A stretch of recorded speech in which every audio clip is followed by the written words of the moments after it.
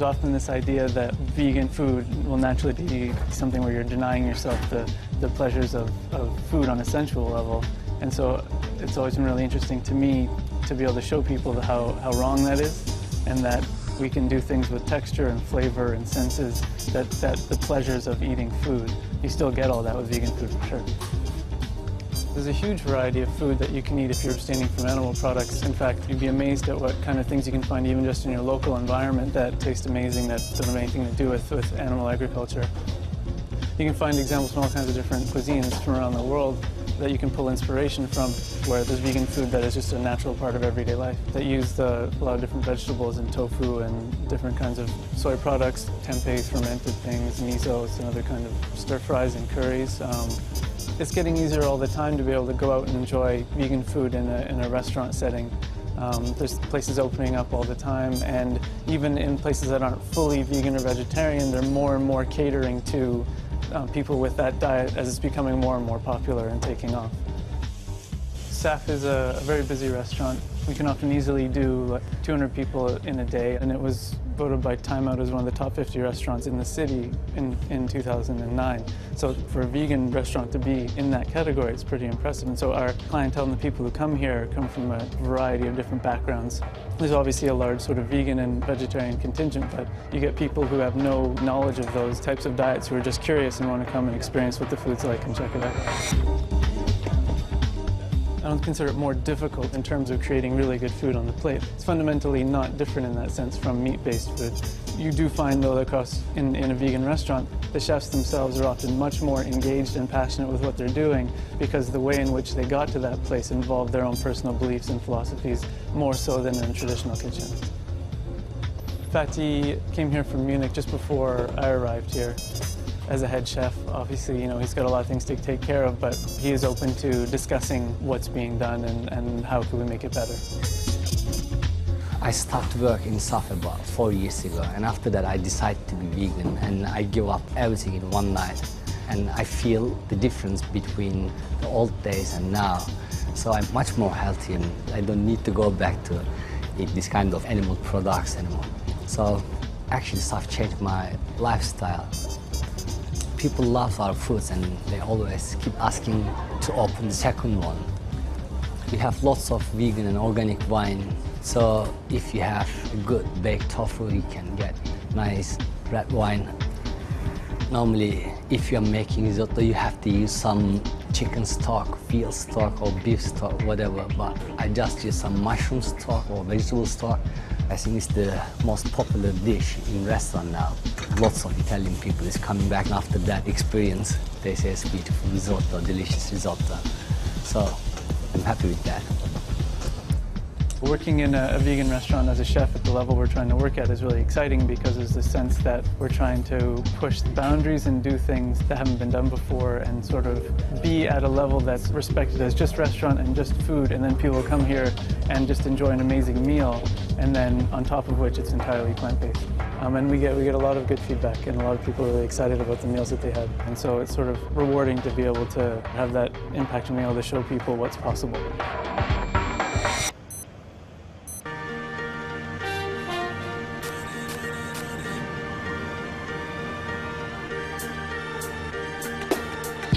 I have a very, very active lifestyle.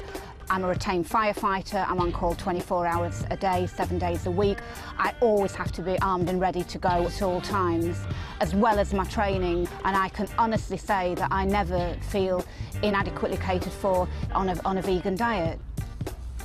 I started running predominantly to raise funds for animal charities, and I started to win races, and I decided that the ultimate goal would be to run a marathon. I entered my first marathon in 2000 and I won it.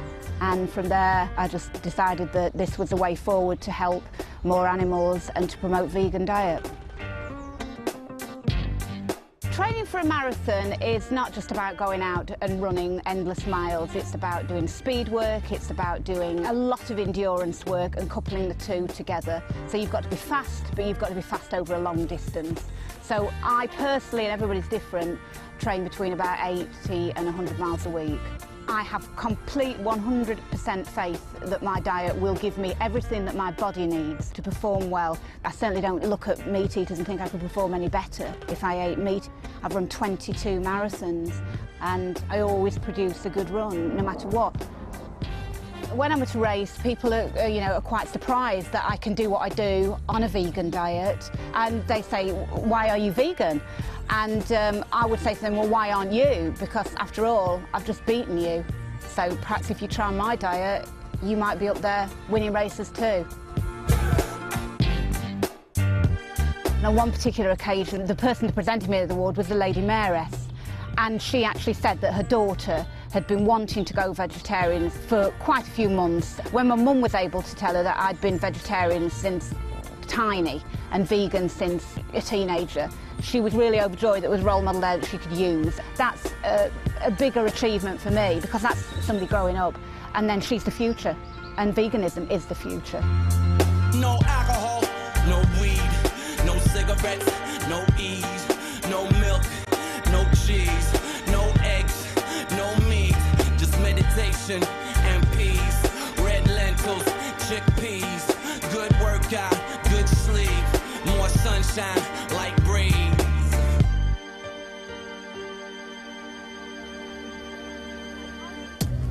I've been working for the NHS for over 15 years now, and it's wonderful because when I get patients sent to me who are overweight or got heart disease or high blood pressure, I can talk to them about all the plant-based foods they can eat that make them a lot healthier by cutting out all the saturated fat and high-salt foods in their diet. Recommendations now by the Department of Health is to go towards a more plant-based diet with the encouragement to have 5 portions of fruits and vegetables a day. In my opinion, omnivores can be lacking in lots of vitamins and minerals and nutrition generally. If you look at the obesity, look at all the fast foods, they're the kind of foods that vegans just wouldn't entertain eating at all. And certainly studies have shown that vegans are less at risk of heart disease, type 2 diabetes, and things like hypertension. So certainly a vegan diet encompasses all those health benefits as well. And I feel really fit and healthy. I love my food and I do love having treats. And the benefits from a vegan diet is that it's low in saturated fat. So you can have all these treats and you know you're still going to be looking after your heart. People often are concerned about calcium, which you can get from fortified foods, and vitamin B12, which you can get through things like fortified non-dairy milks, some soya products, also from some yeast extracts. Whether you're vegan or a meat eater, you still need to make sure you have adequate quantities of vitamin D. The main source comes from sunshine, from the sunlight on your skin. So get adequate sunshine or have fortified foods containing vitamin D. And we get quite a few queries about parents or pregnant women who are concerned about getting the right nutrition for their children and for their unborn child.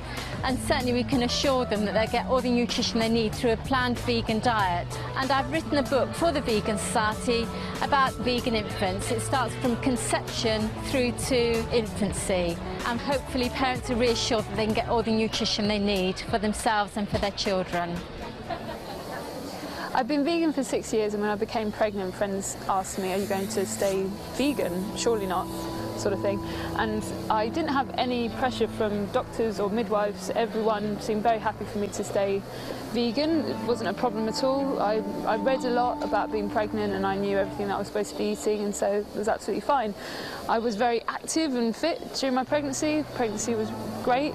I quite enjoyed it. And she was £9.3 when she was born, so she was a pretty big baby. Without any dairy or meat, you know, I managed to produce a very beautiful, healthy baby, and everything's been great. I've felt very healthy and strong and fit since I've had her. Breastfeeding hasn't been easy. It's made me respect other animals' milk even more and made me feel strongly that I don't want to ingest any other animal's milk, because their milk is meant for their babies just as my milk is meant for my baby, and it just seems completely wrong that adults of other species should be drinking milk that's not for them. I've been very lucky. I think she's a very happy baby. She's not had colic or any digestive problems, and some people have told me anecdotally they think that's because of my diet, that I'm not eating anything which upsets her digestive system. So I would really advocate staying vegan and being confident about being vegan, because I do believe it's the best thing for your baby as well as for you. Thank you. Okay, thanks a lot. Bye.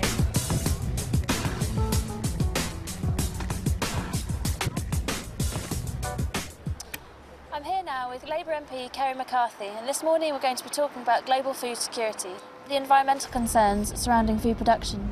Well, I think people just need to be very much aware of the impact of the Western diet on the environment as well. I mean, some people will become vegans because of health reasons, some because of concerns about animal welfare. But I think increasingly people are beginning to look at the impact of industrialised farming and the fact that we just cannot sustain a Western-style diet.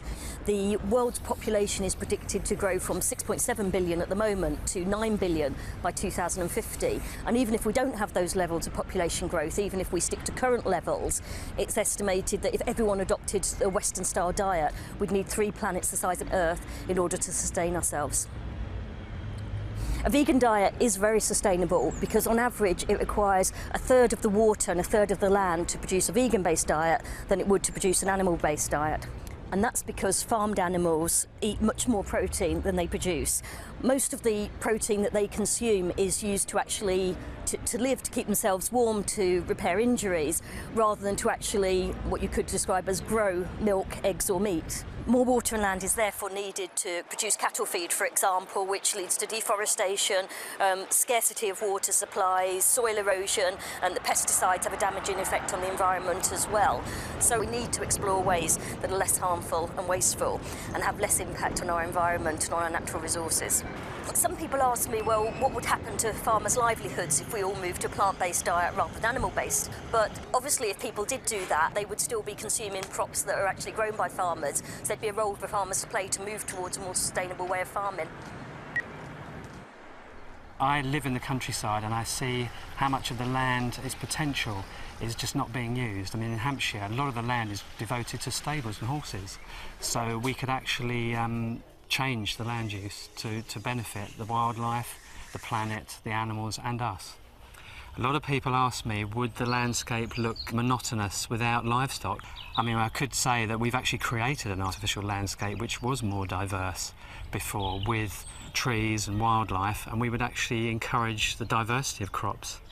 We would be seeing orchards of nuts and fruit. We would encourage a lot of understory shrub layers of soft fruit, a great diversity of vegetables and cereal crops. It would actually be a much better mixture of crops instead of huge monocultures of acres and acres. Because of the diversity, you would get more habitat for the wildlife. It would actually encourage the wildlife, which is under a great pressure with the current conventional farming. The bees here are very important. They actually operate at much lower temperatures than honeybees. They come out earlier and they feed later, so you're getting good pollination. I know also here there are 3 species of parasitic wasp, which means that you have a reduction in caterpillar numbers, which cause a great deal of damage to cabbages and broccoli and kale, and hardly any damage is seen here. The hedgerows are kept very thick. They're not cut every year, so they're richer for wildlife, and they're also connecting annuals between the hedgerows across the fields, which act as beetle banks and wildlife corridors. What these methods do is that they actually benefit the biodiversity. You have more predators which keep a balance. You don't have the pest and disease problems. Could we manage on a plant-based diet in the UK? A lot of work being done with agroforestry is showing that we could have a lot of the crops growing here that we're actually importing at the moment. And a lot of things could still be grown outside. We wouldn't have to have heated greenhouses. And even just with the polytunnel like we're seeing here, it's surprising what you can achieve. We have now several stock-free, commercial stock-free farms like this one.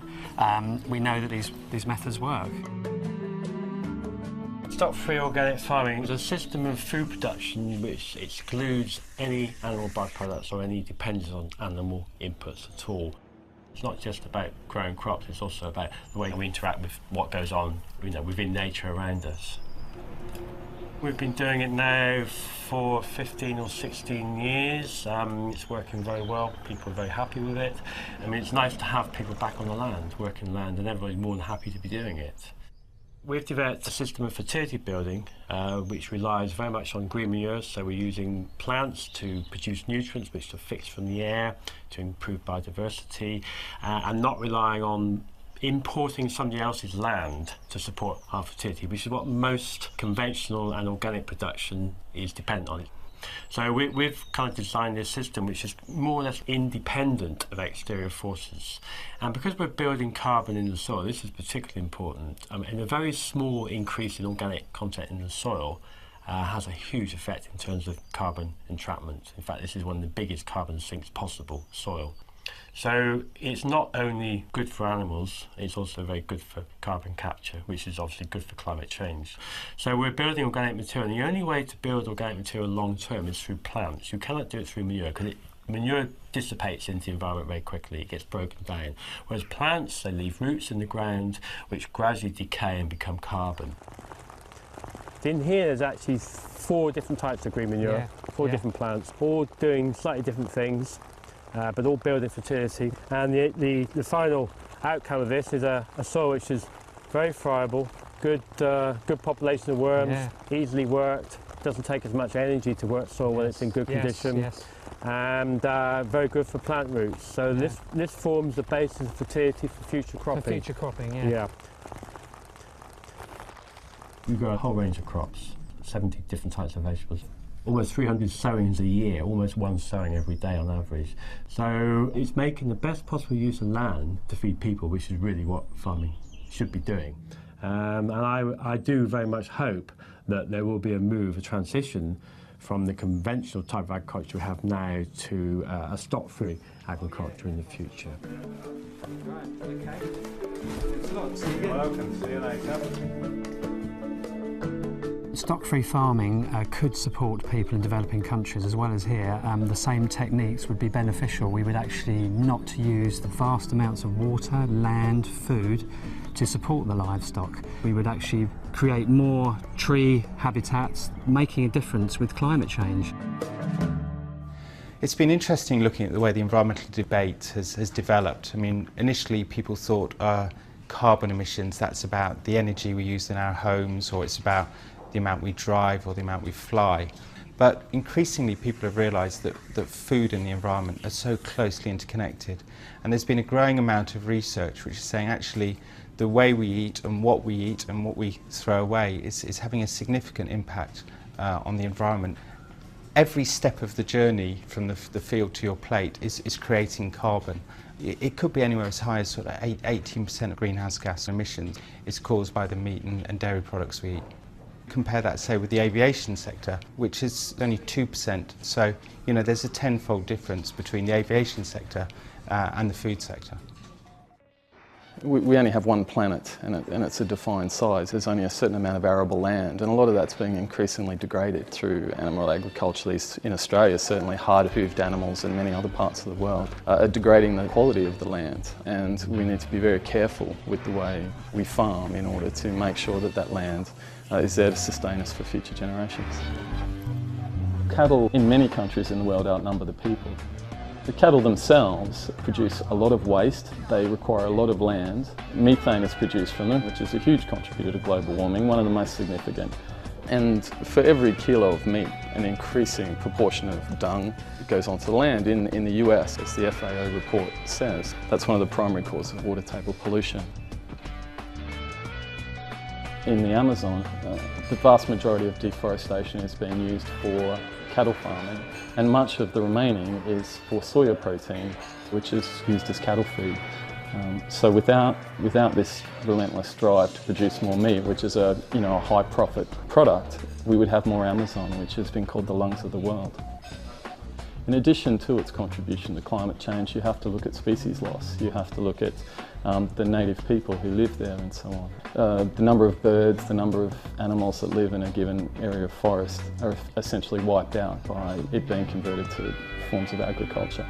It's like someone going into the Louvre in France and just smashing it up. I mean, it's mindless and it's just so unnecessary, and we're destroying something that can't be replaced. There are a host of things we could do that will have a really significant effect on climate change as a society.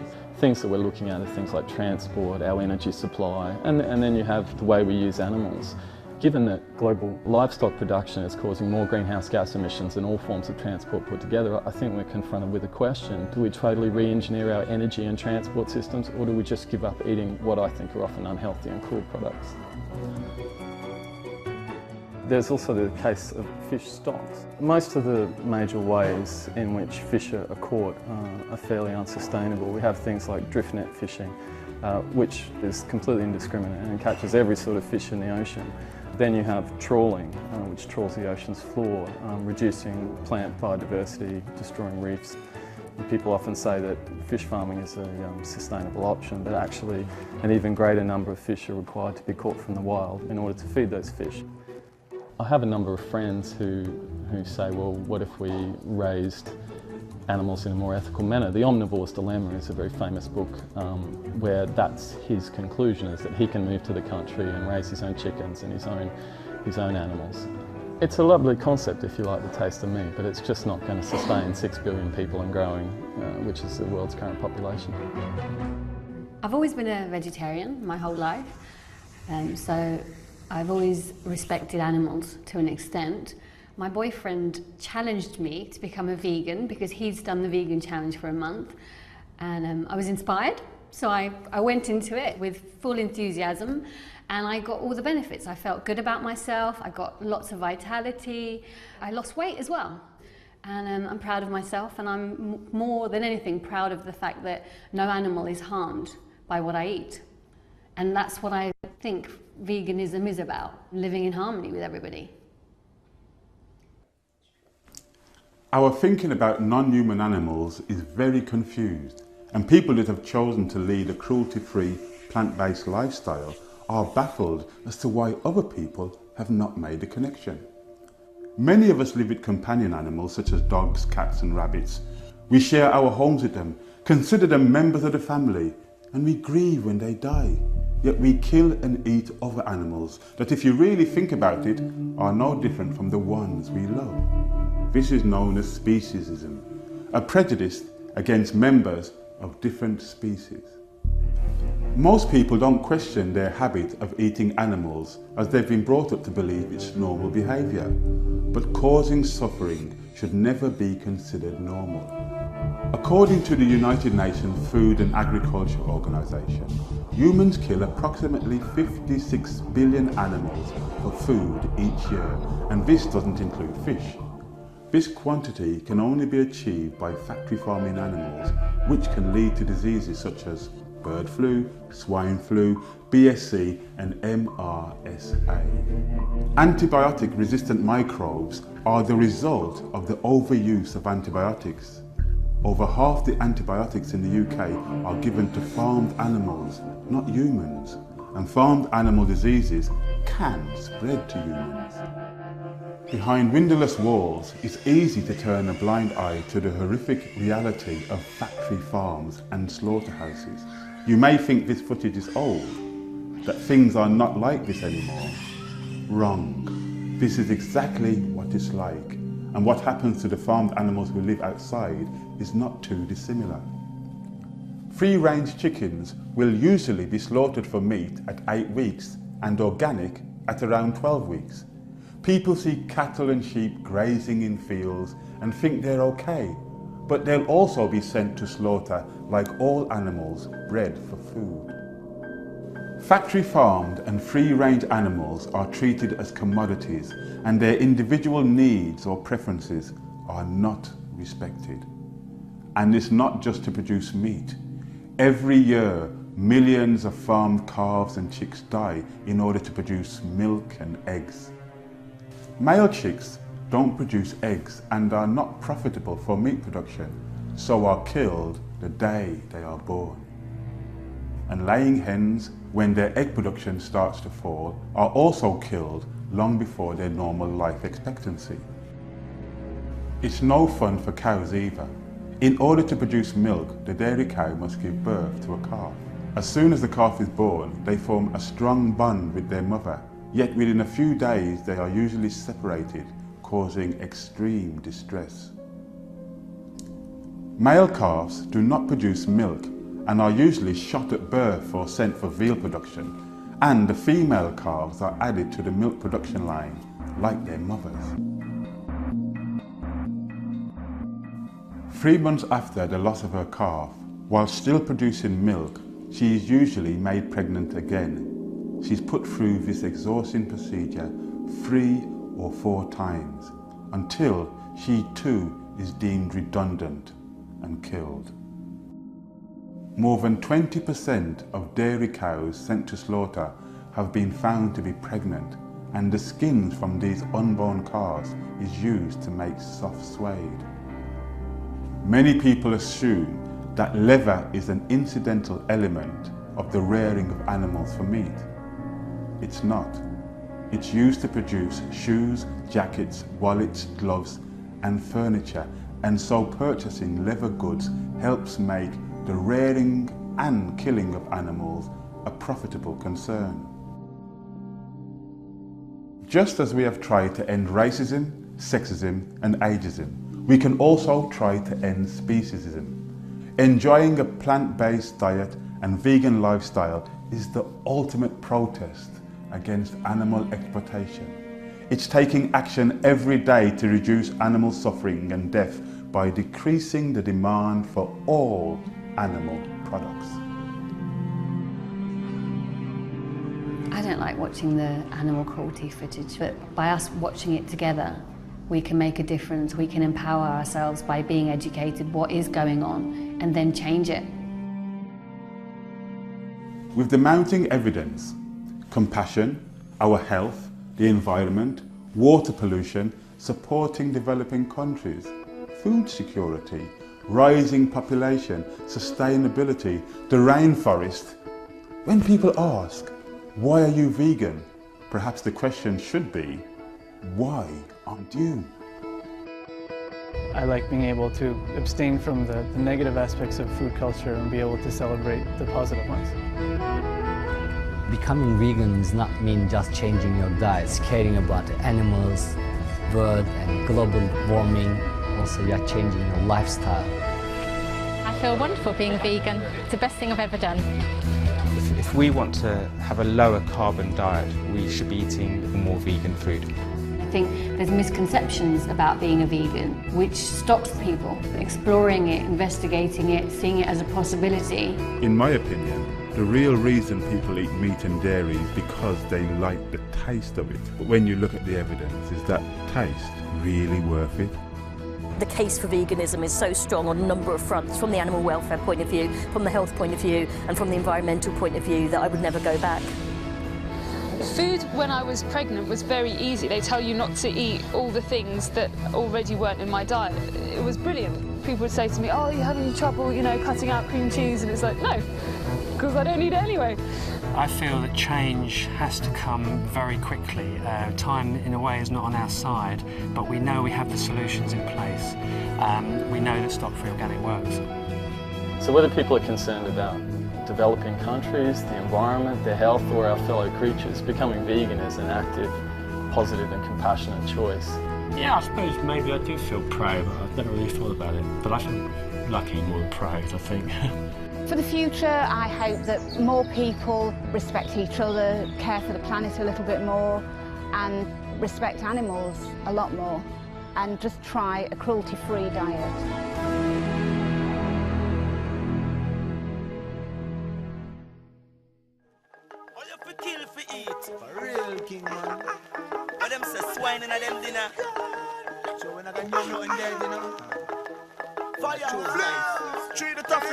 No bones, no blood in our kitchen. We're not gonna mix up in a vampire living. No bones, no blood in our kitchen. Say Rastafari, you're my greatest ambition. Man, me see enough of them not showing no respect for life. Run, here come the butcher man when he coming with his knife. I'm more pain, I'm more death, I bear murder. Life them take for them steak and hamburger. Me read the plant some seed in the mud, than to take you some flesh and go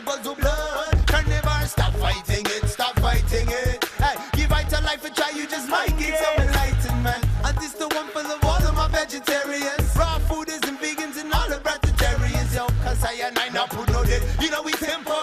True humbleness, we have to live life simple.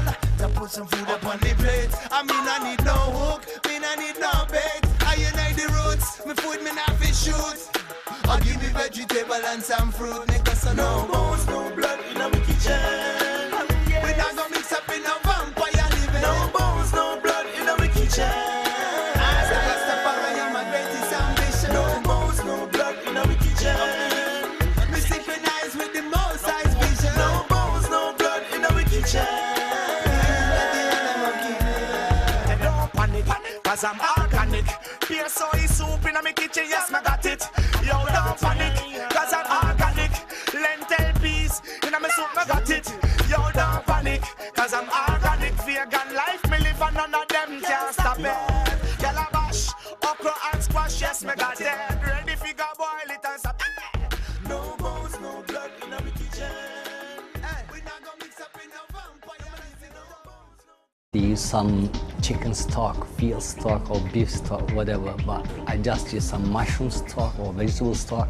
I think it's the most popular dish in restaurant now. Lots of Italian people is coming back after that experience. They say it's beautiful risotto, delicious risotto. So I'm happy with that. Working in a vegan restaurant as a chef at the level we're trying to work at is really exciting because there's the sense that we're trying to push the boundaries and do things that haven't been done before and sort of be at a level that's respected as just restaurant and just food, and then people come here and just enjoy an amazing meal, and then on top of which it's entirely plant-based.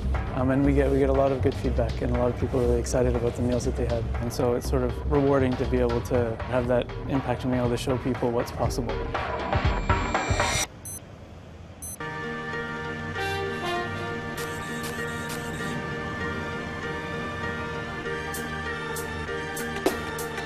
I have a very, very active lifestyle. I'm a retained firefighter. I'm on call 24 hours a day, 7 days a week.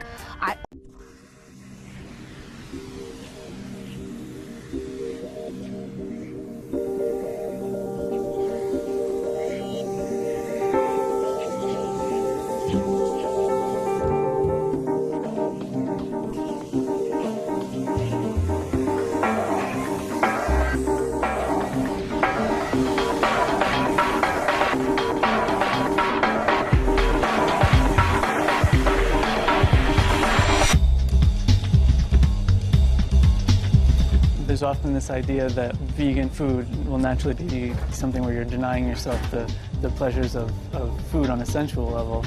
And so it's always been really interesting to me to be able to show people how wrong that is, and that we can do things with texture and flavor and senses that the pleasures of eating food, you still get all that with vegan food for sure. There's a huge variety of food that you can eat if you're abstaining from animal products. In fact, you'd be amazed at what kind of things you can find even just in your local environment that taste amazing, that don't have anything to do with animal agriculture. You can fundamentally not different in that sense from meat-based food.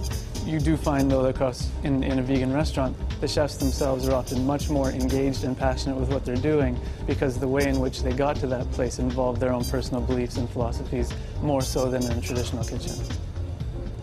Fatih came here from Munich just before I arrived here as a head chef. Obviously, you know, he's got a lot of things to take care of, but he is open to discussing what's being done and how can we make it better. I started work in Safed about 4 years ago, and after that I decided to be vegan, and I give up everything in one night. And I feel the difference between the old days and now. So I'm much more healthy, and I don't need to go back to eat this kind of animal products anymore. So actually I've changed my lifestyle. People love our foods and they always keep asking to open the second one. We have lots of vegan and organic wine. So if you have a good baked tofu, you can get nice red wine. Normally, if you're making risotto, you have to find examples from all kinds of different cuisines from around the world that you can pull inspiration from, where there's vegan food that is just a natural part of everyday life, that use a lot of different vegetables and tofu and different kinds of soy products, tempeh, fermented things, misos, and other kind of stir fries and curries. It's getting easier all the time to be able to go out and enjoy vegan food in a restaurant setting. There's places opening up all the time, and even in places that aren't fully vegan or vegetarian, they're more and more catering to people with that diet as it's becoming more and more popular and taking off. SAF is a very busy restaurant. We can often easily do like 200 people in a day, and it was voted by Time Out as one of the top 50 restaurants in the city in 2009. So for a vegan restaurant to be in that category, it's pretty impressive. And so our clientele and the people who come here come from a variety of different backgrounds. There's obviously a large sort of vegan and vegetarian contingent, but you get people who have no knowledge of those types of diets who are just curious and want to come and experience what the food's like and check it out. I don't consider it more difficult in terms of creating really good food on the plate. It's fun to always have to be armed and ready to go at all times, as well as my training, and I can honestly say that I never feel inadequately catered for on a vegan diet. I started running predominantly to raise funds for animal charities, and I started to win races, and I decided that the ultimate goal would be to run a marathon. I entered my first marathon in 2000 and I won it, and from there I just decided that this was the way forward to help more animals and to promote vegan diet.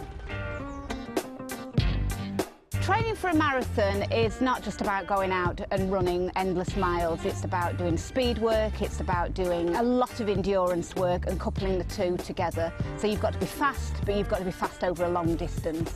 So I personally, and everybody's different, train between about 80 and 100 miles a week.